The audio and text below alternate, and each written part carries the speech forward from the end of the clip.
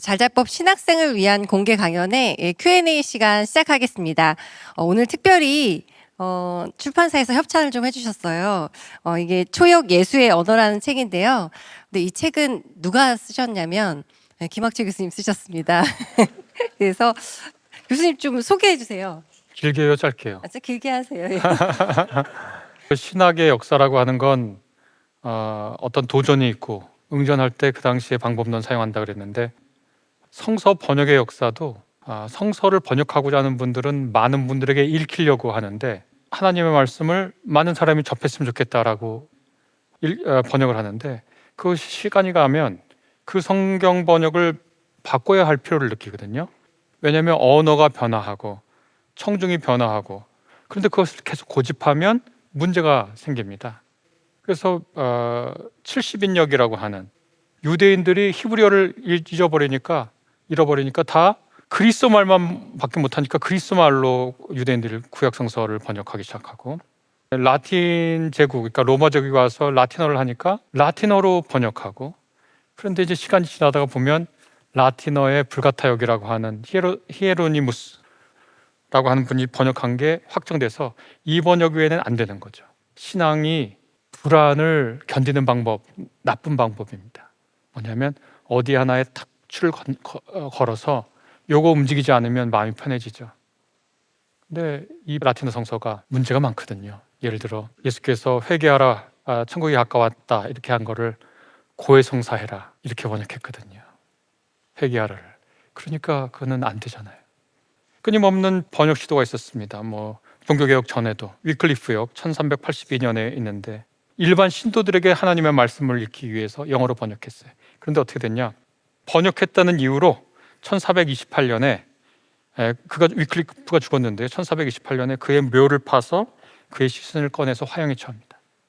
영어로 번역했다는 이유로. 그 다음에 틴들이라고 하는 분도 역시 마찬가지인데, 그분도 일반 신도들에게, 영어를 쓰는 사람들에게 라틴어를 모르니까 그걸 읽으려고 영어를 번역했는데 어떻게 됐냐? 그분도 화형을 당합니다. 왜? 네가 하나님의 말씀을, 어떻게 보면 비극의 역사죠. 우리나라에도 맨 처음에 누가복음서부터 번역되기 시작했는데, 번역되고 1911년에 지금은 구역이라고 부르는 게 되고, 56년인가 개역 나오는데, 개역 한글판 그거에서 안 바꾸려고 그러죠. 개역 개정도 받아들여지는데 오래 걸렸고, 개역 개정 안 바꾸려고 그러죠. 그거 불안해서 그렇죠. 대한성서공회가 계속 번역해요. 새 번역도 내고, 표준 새 번역도 내고, 가톨릭과 같이 공동 번역도 내고, 최근엔 새한글 성경도 내고.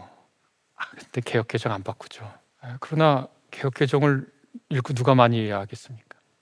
하긴 틴들이나 위클리프처럼 화형당하거나 죽은 다음에 관에서 떼내서 그렇게 되는 건 아니니까 지금은 번역은 하지만, 이것이 신앙이 갖고 있을 수 있는 고통의 문제거든요. 이게 두려움과 이 불안이 어떤 번역본 확실한 거에 자기를 자꾸 메어들려고 하는데, 여러 번역들이 많은 게 좋은 것 같아요. 저도 그래서 출판사한테 제안을 받고, 초역이라고 하는 거, 그냥 번역 용어로 얘기하면 역동일치라고 하는데, 구약을 공부하던 랍비들이 미드라시라고 있습니다. 미드라시 방법하고 비슷한데 그런 방식으로 한번 책을 번역해봤어요. 초역이 미드라시라는 말씀이세요? 미드라시의 생각을 하고 번역했어요. 그러니까 초역은 저도 처음 들어봤는데, 초역은 맨 처음에 번역한 건가? 이렇게 알고 있었고, 원래 이제 종교에서 초역하면 뽑아서 번역하는 거, 그걸 초역이라고 그랬는데, 이 초역은 일본 분들이 쓰던 말이더라고요.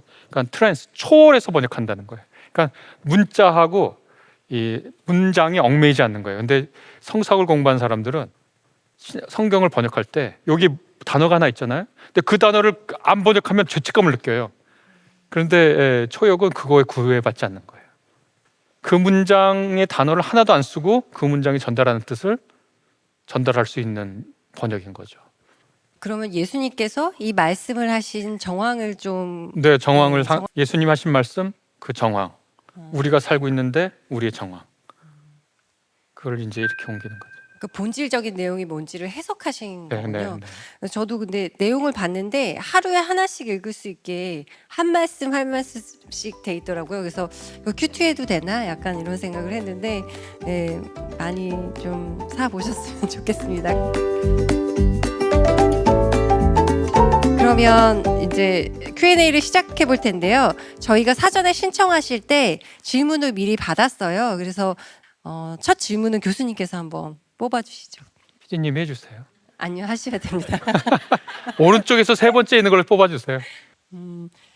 신앙과 믿음은 영적 경험이 차지하는 부분이 크다고 느낍니다. 비신자에게 어떻게 영적인 경험을 잘 설명할 수 있을까요?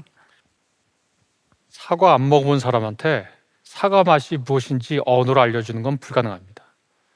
pH 농도가 얼마고 텍스처 강도가 얼마고를 말할 수 있어도 사과 안 먹어본 사람에게 사과 맛이 무엇인지 설명하는 게 어렵죠. 신앙도 똑같죠. 언어가 한계를 갖고 있는데 경험을 설명하는 건 불가능하죠. 그래서 뭐 도덕경에도 도를 도라고 말하면 그 도가 아니다. 장장가 어디 나온 거잖아요.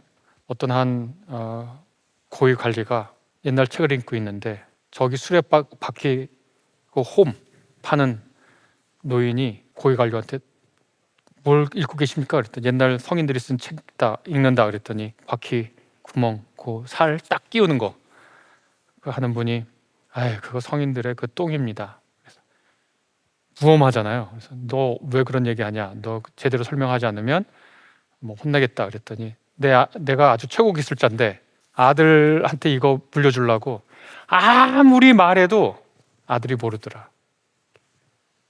체득하는 거, 경험하는 거, 맛이라고 하는 거, 들었던 음악이라는 거, 그건 말로 할 수 없죠. 말로 할 수 없으니까 춤을 추는 거고, 말로 할 수 없으니까 그림을 그리고, 말로 할 수 없으니까 음악으로 작곡하는데 그걸 말로 전달하려면 불가능하죠. 하나님 체험도, 신앙 체험도 말이 안 가는 부분이 있죠. 그러면 여기 냄비가 있는데 뚜껑을 닫아놨어요. 그런데 자꾸 김치찌개 냄새가 나는 거예요. 그러면 거기 김치찌개 들어있죠. 김치찌개 들어있는 거예요. 이 질문하신 분이 이 친구에게 내 신앙을 알려주고 싶은데 말은 불가능해요. 그럼 어떻게 하냐면 아까 베드로전서 읽은 것처럼 쟤는 왜 저렇게 행동하는지를, 왜 저렇게 말하는지를, 왜 저렇게 생각하는지를 미루어 짐작해서 추론하게 할 수는 있겠죠. 그럼 이 질문이랑 조금 이어지는 내용인데 여기 14번에 믿지 않는 친구에게 제 신앙을 어떻게 알려줄 수 있나요? 라는 질문이랑 좀 이어질 것 같아요. 제가 만약에 우리 연세대학교 학생이었으면 첫사랑 경험이 없는 사람한테 알려줄 수 있냐고 물어볼 거예요. 그건 불가능한 얘기예요. 그거는 불가능한 얘기예요. 그러니까 유사 경험을 하면 얘기할 수 있어요. 예를 들어 제가 거룩함의 체험을 얘기할 때 루돌프 오토라고 하는 분이 거룩함의 체험을 할 때 두렵지만 매혹적인 피조물의 감정이란 말을 하거든요. 두렵지만 매혹적이다. 두려운 존재를 보면 어떻게 하죠? 여러분 앞에 호랑이가 나타나면 어떻게 합니까? 피합니다. 매력적이라는 건 attractive하다는 거니까 매력적이라는 건 끌어당긴다는 거예요. 이게 말이 돼요? 두렵지만 매혹적이다. 말이 안 되잖아요. 말이 안 되죠? 그게 신앙 감정이야 이렇게 말하면 그 무슨 말이야? 그러면 이렇게 말할 수 있어요. 너는 공포 영화 어떻게 보냐? 그럼 이렇게 보죠. 이거는 가린 것도 아니고 본 것도 아니에요. 보려고 하지도 않고 안 보려고 하지도 않는 거예요. 이거는 보고 싶은 거예요, 안 보고 싶은 거예요? 보고 싶지만 보고 싶지 않고, 보고 싶지 않지만 보고 싶은 거잖아요. 그러면 두렵고 매혹적인 피조물의 감정이란 말에 유사 경험을 말해줄 수는 있어요. 왜냐하면 그건 공통 경험으로 갖고 있으니까. 그러나 신앙 체험이 아예 없는 분에게 그걸 말해줄 수는 없죠. 제가 지금 설명한 것처럼 거룩함의 체험하고 유사한 공포영화 보는 체험하고를 빗대서 말할 수는 있죠.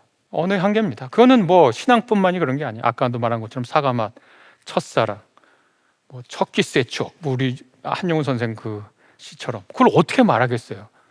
그건 말 안 되죠. 군대 갔다 온 사람한테 군대 갔다 오지 않은 사람이 군대 어때? 그러면 힘들다는 말밖에 뭘 더 하겠어요? 너도 가봐라. 그러는 거지. 그럼 어떻게 얘기하겠어요? 고3을 안 지내본 사람한테 고3 어때요? 라고 물어보면 고3이 뭔지를 어떻게 알겠어요?